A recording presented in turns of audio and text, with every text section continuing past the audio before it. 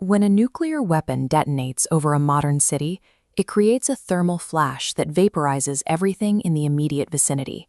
Seconds later, a high-pressure shockwave levels concrete and steel for miles. We have historical proof of this localized devastation. Looking at the aftermath of the atomic bombing of Hiroshima, you see a complete liquidation of the urban footprint. But surviving the blast introduces a darker reality, the sudden absence of medical care. The hospitals, clinics, and pharmacies in the target zone are pulverized alongside the doctors and nurses required to staff them. The infrastructure designed to treat mass trauma is gone in an instant. Even if a medical outpost remains standing, the utilities it relies on are severed. There is no electricity to refrigerate blood supplies or insulin, and the municipal water systems are contaminated or destroyed.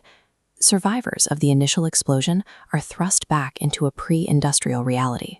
Without a functioning healthcare system or basic sanitation, a simple laceration or burn becomes a death sentence. The trauma of the blast is followed by a silent threat that continues to damage the body long after the shockwave passes. Ionizing radiation. When high-energy radiation tears through the human body, it shatters the DNA double helix inside our cells. This triggers acute radiation syndrome, which aggressively destroys the body's bone marrow and strips away the gastrointestinal lining.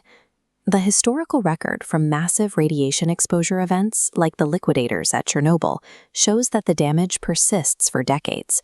Survivors face severe risks of leukemia, thyroid cancer, and genetic mutations that affect their descendants. Because radiation destroys bone marrow, the body loses its ability to produce white blood cells. This creates a state of near-universal immunosuppression among the survivors. In an environment already overflowing with unburied dead and shattered sanitation systems, the air and water themselves become lethal biohazards. The horrors on the ground, however, are only the beginning. The localized destruction of cities acts as the engine for a global climate catastrophe. The intense heat from targeted urban and industrial areas ignites massive firestorms. These fires consume the built environment, injecting millions of tons of black carbon soot into the upper troposphere, high above the altitudes where rain could wash it out.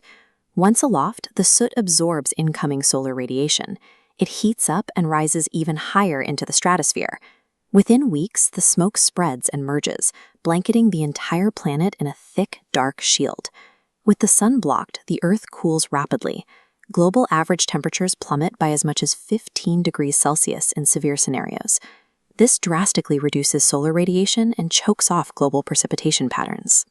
This decadal disruption strips away the specific, stable climate conditions that modern human civilization was built upon. On the ground, the cooling manifests as killing frosts and radically shortened growing seasons. Traditional outdoor agriculture collapses. This chart shows current global crop production versus the projected yields following a massive stratospheric soot injection. We see corn yields alone plunge by up to 87%, with wheat close behind. The foundation of the global food web essentially vanishes. Because the soot disperses globally, the geographic location of the conflict becomes irrelevant.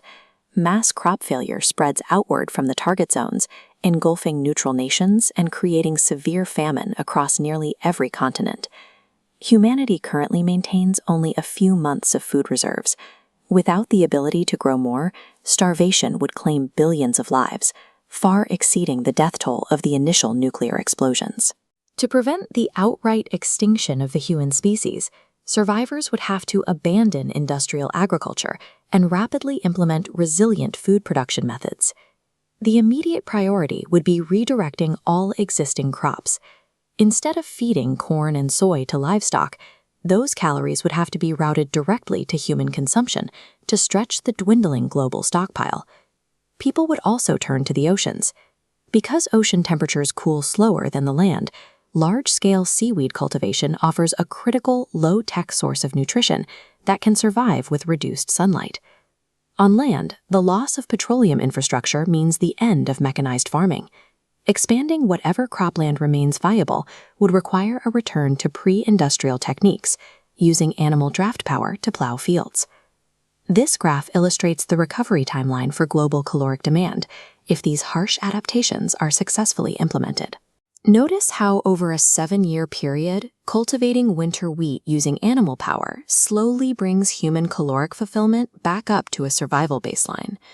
While the math shows that these resilient foods could keep a fraction of humanity alive, executing this massive shift requires extreme global coordination right in the middle of total social and industrial collapse. If global coordination fails, survival relies entirely on geography. Biologists refer to the minimum viable population, the smallest number of isolated reproducing individuals needed to keep a species from dying out completely. Because the majority of nuclear targets are in the northern hemisphere, island nations deep in the southern hemisphere, like Australia and New Zealand, are best positioned to endure the atmospheric cooling. These remote refuges could serve as the final arcs for human civilization, isolating a small fraction of the population from the worst of the fallout and famine. But this extreme, localized survival comes at the cost of billions of lives. The secondary shockwaves of starvation and radiation prove that in the aftermath of a nuclear exchange, the living will truly envy the dead.